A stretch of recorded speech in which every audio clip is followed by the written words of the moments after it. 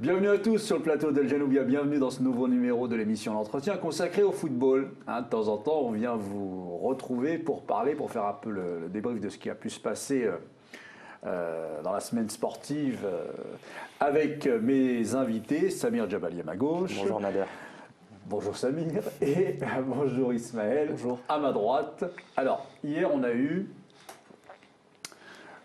une journée Champions League, n'est-ce pas, avec deux affiches intéressantes et des résultats intéressants aussi. Alors, pas tout. Bon.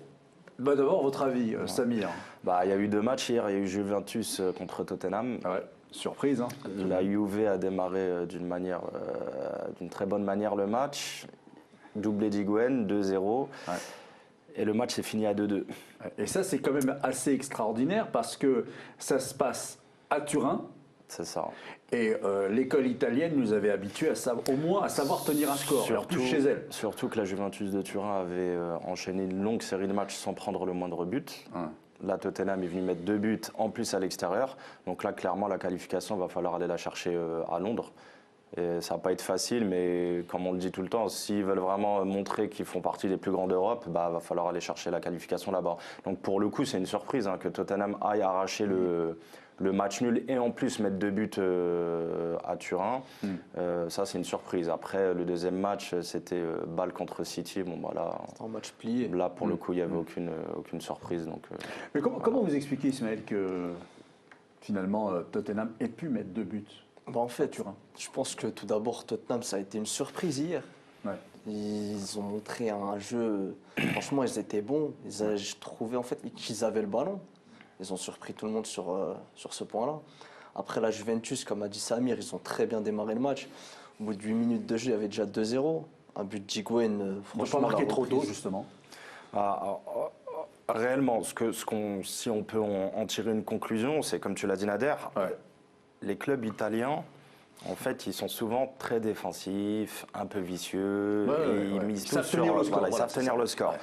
La Juventus a fait ce qu'elle sait faire de mieux, c'est-à-dire mettre une grosse pression dans le premier quart d'heure de jeu, ouvrir le score, et repli. Pour ensuite se replier, parce que comme Mehdi Benatia l'a dit à la fin de l'interview, après c'était plus à nous en gros de faire le jeu, puisqu'il fallait qu'ils pressent, qu'ils récupèrent le ballon, etc. Maintenant, il y a quelque chose. Notre ami Benatia dans la Juventus. C'est ça. Maintenant, il y a quelque chose qui dérange dans ce match aller, c'est que tu joues à domicile, tu ouvres le score et tu arrêtes de jouer. Et le football, là, on a reconnu totalement le football à l'anglaise, c'est qu'eux, ils ne trichent pas quand ils jouent. Et à la fin du match. Jusqu'au bout. C'est ça. On est très, très ouvert sur le jeu. À la fin du match, Tottenham, c'était 67% de possession de balle à l'extérieur. En gros, tu as ta réponse. Mais est-ce que la Juventus n'a pas. Enfin, je veux bien qu'ils défendent, tu vois, mais il faut défendre haut. Là, pour le coup, ils étaient super bas, ils n'avaient plus le ballon. Tottenham, habituellement, garde le ballon et laisse beaucoup d'espace. Et hier, ils ont vraiment joué en équipe, ils ont joué resserré, compact, en bloc. Ils étaient très rapides, ils combinaient très bien. T'as Dele Alli avec Harry Kane qui faisait des combinaisons, ils allaient dans des petits espaces. Harry Kane, il a posé beaucoup de problèmes aussi hier dans les appels de balles et sur son impact physique. Franchement, il est dans les 2-3 meilleurs avant-centres du monde. Il est complet, c'est un attaquant complet. Il a tout en fait donc il a posé beaucoup de problèmes à la défense. Et t'as Eriksen qui était pas mal du tout aussi. Donc, qui met le coup franc d'ailleurs. Qui met le coup franc. Après on a, voilà, si on peut parler d'erreurs individuelles, je pense que Buffon, le but il est totalement pour lui. Parce qu'il place son mur d'une manière assez spéciale, où il laisse un angle ouvert. Eriksen choisit de frapper sur cet angle ouvert et en fait Buffon il la touche un petit peu mais il fait le pas, il pensait qu'il allait la mettre au-dessus du mur, il fait le pas de trop, voilà, donc le but il est pour Buffon pour moi, mais bon. Mais alors comment est-ce que vous voyez le match retour? Ça va être compliqué. Parce que la Juventus sera capable de trouver l'énergie pour aller chercher la victoire, quoi. Déjà qu'au match aller, on avait du mal à donner un pronostic, même s'il y avait quand même un avantage pour la Juve. Tottenham a mis 2 buts à l'extérieur. Dans la logique des choses, s'ils ne sont pas naïfs, ils devraient empocher la qualification. Mais ce jeu trop ouvert, justement. Pour le coup, moi, ma plus grande surprise, ça m'a étonné hier, c'est que justement, ce jeu trop ouvert qu'on parle, hier, ça n'a pas été le cas. C'est qu'ils ont réussi à maîtriser le ballon, ils avaient la maîtrise du ballon, ils faisaient tourner, tu gardes le ballon, à la fin, t'as pas... je suis surpris de cette... des Italiens, de cette non-capacité à se dire, ouais, on défend haut, on garde le ballon, on tire les maillots. En championnat, ça marche. Quand tu joues contre Sassuolo, ça marche. Ouais. Mais jouer contre une équipe anglaise auquel tu n'as pas l'habitude de jouer, c'est autre chose. Ok, ça marchait au bout de 10 minutes. 10 minutes de jeu, ça marchait, ils ont mis 2 buts. Ouais. Après, c'est Tottenham qui faisait ce qu'il voulait sur le terrain. C'est exactement ça. Après, il ne faut pas oublier qu'il y a eu les absences de Blaise Matuidi, de Cuadrado et de Dybala. D'accord. Donc ça a joué, ça? Oui, forcément, oui, bien sûr. Ouais. Hier, tu as Bernardeschi qui a joué avec Douglas Costa et toute la première partie de saison, les deux, ils étaient sur le banc. Donc, bon, après, ça reste des joueurs de haut niveau, donc il n'y a pas d'excuse à chercher. Ouais, parce que c'est quand même extraordinaire que des clubs de cette dimension-là, pour peu qu'il manque un ou deux gars, et pardon de préciser, mais c'est un ou deux gars qui manquent, c'est pas un palmarès non plus très fulgurant au niveau...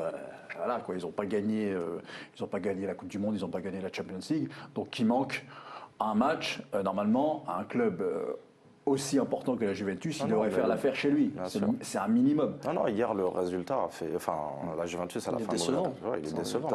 C'était un mauvais résultat pour la Juventus. Après, ça reste un grand club. Si la Juventus va chercher sa qualification à Londres, moi, je ne serais pas étonné. Elle lave le... Je ne serais pas étonné. Ouais. Alors, on verra bien. L'autre match, un mot?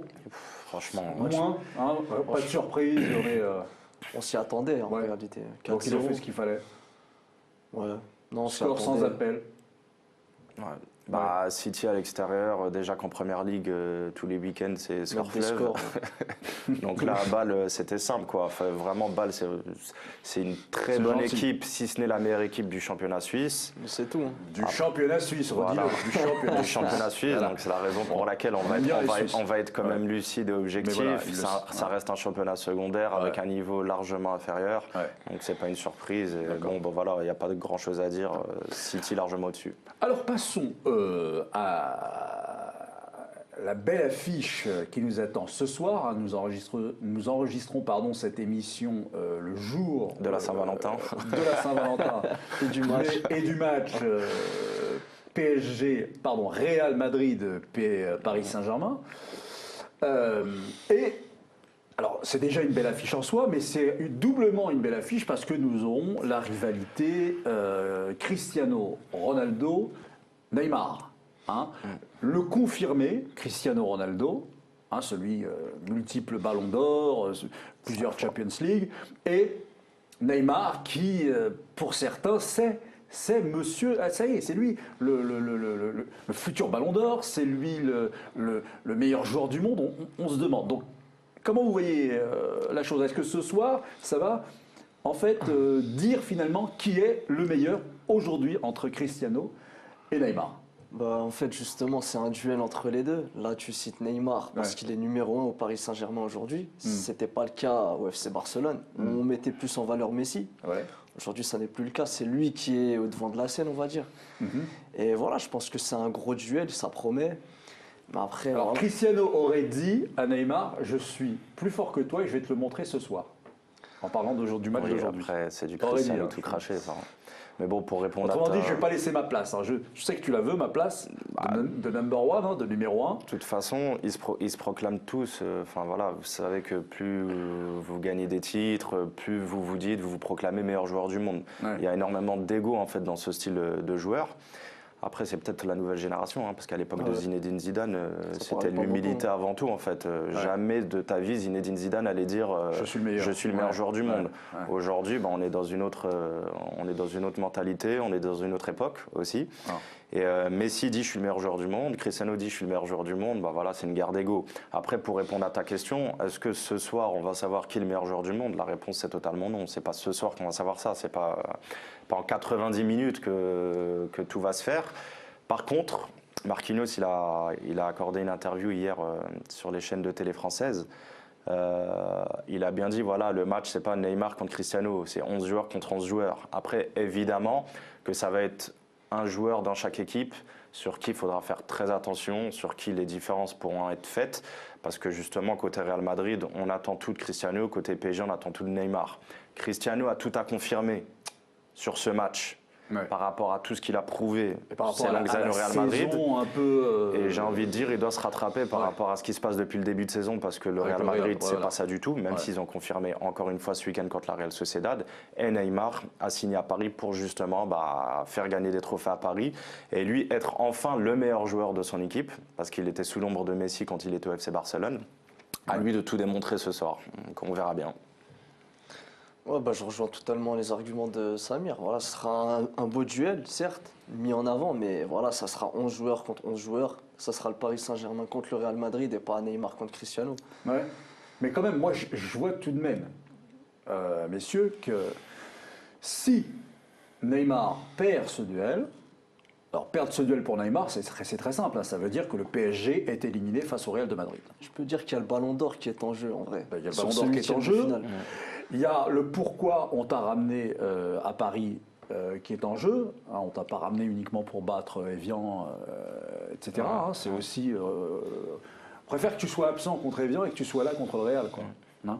Et si ce soir, il n'y a pas tout ça, pour Neymar, c'est quand même embêtant.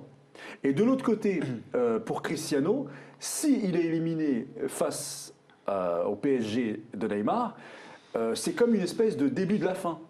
De fin de carrière pour Cristiano. Donc il y a eu les belles années, et puis là, ça pourrait sonner la fin, le début de la fin. Par rapport à ce que tu dis sur Neymar, c'est vrai que en fait, depuis le début de saison, ses statistiques montrent que voilà, il fait une saison excellente pour l'instant. Après, ça reste que en championnat, en phase de poule de Ligue des Champions. Mais donc, ils ont acheté Neymar pour ce type de match-là. Et en fait, voilà, c'est là que va se jouer. On va voir la réalité en face. Et vous préférez qui, vous deux, là? Entre les deux joueurs? Ouais. Samir. Quand on me posait la question du duel entre Cristiano et Messi, j'ai toujours préféré Cristiano. Voilà. Parce que c'est le travail qui a payé, c'est le bosseur. Après, on ne connaît pas les joueurs personnellement, mais dans l'image que chacun renvoyait, je préférais l'image que Cristiano renvoyait que celle de Messi. Maintenant, aujourd'hui, entre Neymar et Cristiano, je suis parisien, c'est pas une surprise, hein, je suis supporter parisien, donc je vais prendre avantage Neymar, et surtout que ce qu'il fait là tous les week-ends, franchement, il me régale. Tous les week-ends, j'ai mal pour l'adversaire à chaque fois. Et on parlait avant l'émission, tu le citais, hein, Ismaël, en off, on parlait en fait des polémiques sur Neymar, comme quoi tous les médias lui tapaient dessus parce qu'il est arrogant, parce que ça énerve, il chambre l'adversaire. C'est fatigant à la fin. Il est là pour... Moi, j'ai envie d'aller au stade pour voir ce style de joueur, en fait. Si on fait tous contrôle-passe, c'est nul. Moi, je vais au stade pour justement voir ce qu'il fait. Bien sûr, alors, il fait rêver les petits qui vont jouer le dimanche il a son dans style leur club de jeu respectif, club de toutes les divisions, des clubs amateurs. Tu regardes Neymar faire un geste, le lendemain, tu essayes de le refaire. Exactement, ça fait rêver. C'est ça. Pareil, Ismaël? Complètement. Enfin, déjà, par rapport aux polémiques, on voit Neymar, il nous régale, il met des sombreros, ça a l'air facile. Malgré il fait des contrôles judo. En Ligue 1, c'est marrant, c'est pas méchant. Non, il faut le faire, c'est difficile. Faire des polémiques, après, je trouve ça bête. Est-ce que vous suivez? Alors, il y a des gens qui disent que finalement, il y aurait une presse française sportive qui serait anti-PSG et même anti-Neymar. Après, pour répondre à cette question-là, Ménez a dit ça, j'ai entendu Ménez dire ça. Vous savez que chaque journaliste sportif, chaque chroniqueur, dans son cœur, a un avis, en fait, un club de cœur, quoi, en gros. Donc, si je suis supporter de l'OM, au fond de moi, je déteste le PSG. Des fois, peut-être que je vais manquer d'objectivité. Peut-être que c'est irritant que le PSG est devenu un des meilleurs clubs du monde, à une très grande dimension. Moi, après, je suis toujours un peu meilleur club du monde. Non, un des meilleurs clubs du monde. Après, sur l'effectif. Un des 100 meilleurs clubs du monde, d'accord. Voilà, là, t'es dur, Nader. Là. mais après. Après, on sait pas, faut connaître un peu la personne pour savoir si ce que tu dis est vrai, mais c'est vrai que des fois, il y a des commentaires. En tout cas, il y a une chose qui n'est pas fausse, c'est que ce soir, il y a Real Madrid-PSG et qu'il y a beaucoup de Français qui vont supporter le Real Madrid. Et ça, c'est pas normal. Non, ça, c'est quand même... Moi, je suis désolé. À l'époque, je le redis encore une fois, je suis supporter parisien. À l'époque, de la grosse époque de Marseille, je le dis, mais vraiment en totale décontraction. Non, j'étais pour les clubs français, pas du tout. Pour Marseille donc. Non, on défend le territoire où on vit. Et ça, aujourd'hui, quand je vois les supporters lyonnais, marseillais, qui sont pour le Real Madrid ce soir, je me dis, mais en fait, c'est quoi le... Surtout qu'après, derrière, si le PSG va le plus loin possible dans la compétition, il y a une histoire de coefficient derrière, donc ils vont faire encore progresser le championnat de France. Donc, tout le monde y gagne, tout le championnat. Tout le championnat y gagne. Donc cette mentalité-là, encore une fois, je la comprends pas. Après, alors, pour revenir à ma question, ce qui est intéressant dans ce duel Cristiano-Neymar, c'est que le monde entier du football, je pense qu'à Los Angeles, ils en ont un peu rien à faire, mais le monde entier du football va s'y intéresser parce qu'on a les deux grands. Là, Real PSG, ça met en confrontation les deux grands. Ça dépasse uniquement le match. Si tu veux, l'affiche en face Liverpool-Porto n'a pas ce choc des titans. Pas du tout. Non. Je pense que c'est une affiche qui va être boycottée, malgré que ce soit une belle affiche en réalité. Non, mais t'as tout le Brésil qui va regarder le match, Real PSG. Non, c'est clair. Tu vois Sauf la famille de Firmino, quoi.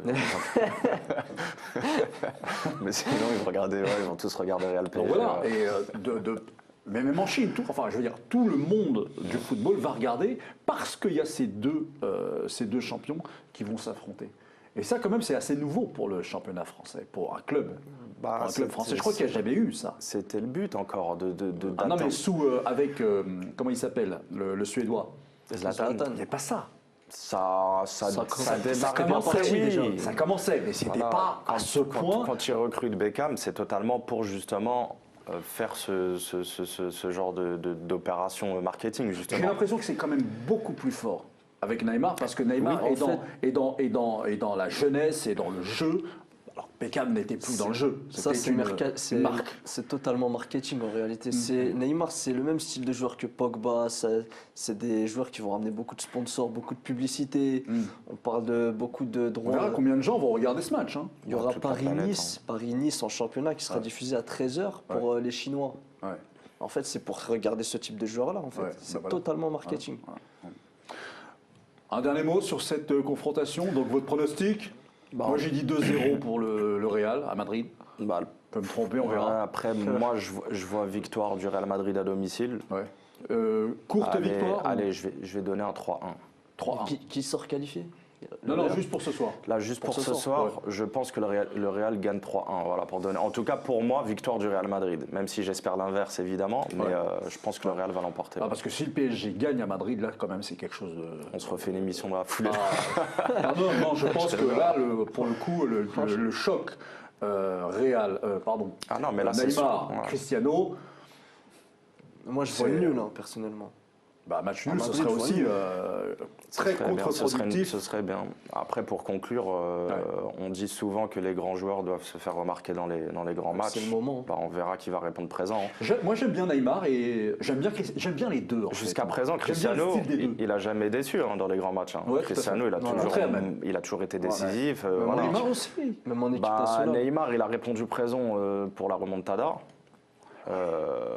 Donc au match retour au Camp Nou. Sauf que maintenant il est du côté. Maintenant il est du côté, voilà, il est de l'autre côté. Donc j'espère qu'il nous fera la même chose. Après, on verra bien.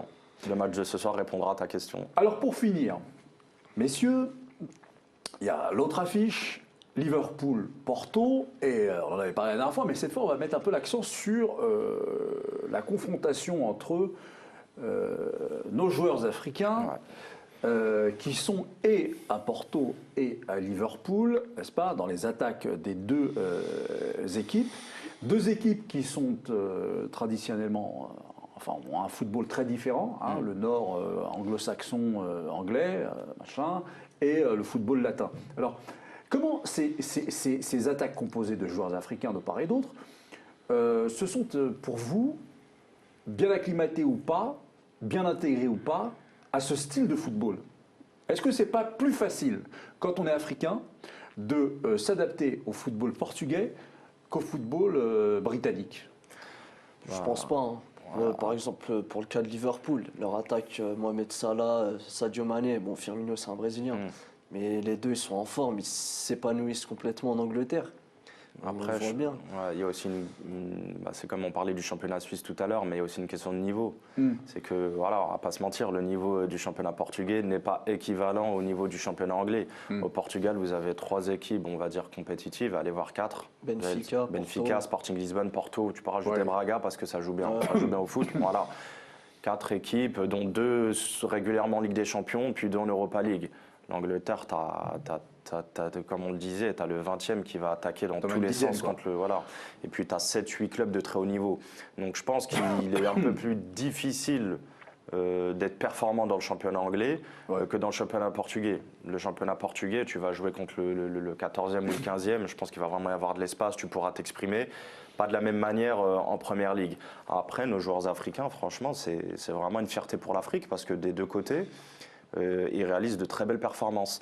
Le trio offensif du FC Porto, c'est Aboubakar qui est camerounais, Marega qui est malien, Brahimi qui est algérien. Et c'est les 3 titulaires indiscutables de l'attaque du FC Porto. Je sais qu'ils s'entendent à merveille en dehors du terrain. Donc ça se ressent aussi sur le terrain avec leurs prestations. Et c'est tout le temps les mêmes joueurs qui sont décisifs avec Porto. Ils sont premiers du championnat portugais. Donc ils sont en totale confiance et sportivement et extra-sportivement. Donc ça, c'est super bien. Ensuite, pour Liverpool, tu as Mohamed Salah qui est peut-être dans les 3-4 meilleurs joueurs du championnat anglais. Là. Il est en train de tout cartonner. Peut-être meilleur joueur de Première Ligue. C'est possible. C'est tout à fait possible. Je sais que Sadio Mané, il est de temps en temps sur le banc. Je sais que Klopp, de temps en temps, il fait tourner, mais c'est un joueur de très haut niveau. Il a beaucoup de talent, donc c'est une fierté pour l'Afrique, et notamment pour l'Égypte et le Sénégal avec Mané et Salah. Alors, quelle composition, quelle attaque africaine, justement, pourrait faire la différence Je mettrais un avantage sur Liverpool, comme on l'a dit en off. Ouais, parce que là, c'est pas l'attaque africaine qui va... C'est l'équipe. Et là, le niveau de Liverpool cette année est vraiment très bon. Donc Liverpool, ils sont 3e du championnat. Et, ils avaient battu City les premiers. Et contre tous les concurrents directs, ils ont fait du mal à tout le monde, à Chelsea aussi également. D'accord, donc votre pronostic? Ouais, avantage Liverpool. Tu veux un score encore? Oui, bien sûr. Un score, il joue à Porto ou à Liverpool ce soir? On a 2 attaques africaines à Porto et à Liverpool, donc c'est l'une ou l'autre qui va marquer ce soir et qui va faire la différence ce soir. C'est pour ça que je demande qui va marquer. Avantage Liverpool. Ouais, Liverpool. Voilà. D'accord. De Salah. Très bien, on verra. Merci messieurs. Merci à toi Nader. Et puis on verra ce que donnera cette soirée sportive. À bientôt pour un nouveau numéro de l'émission. L'entretien sur Al Janoubia TV.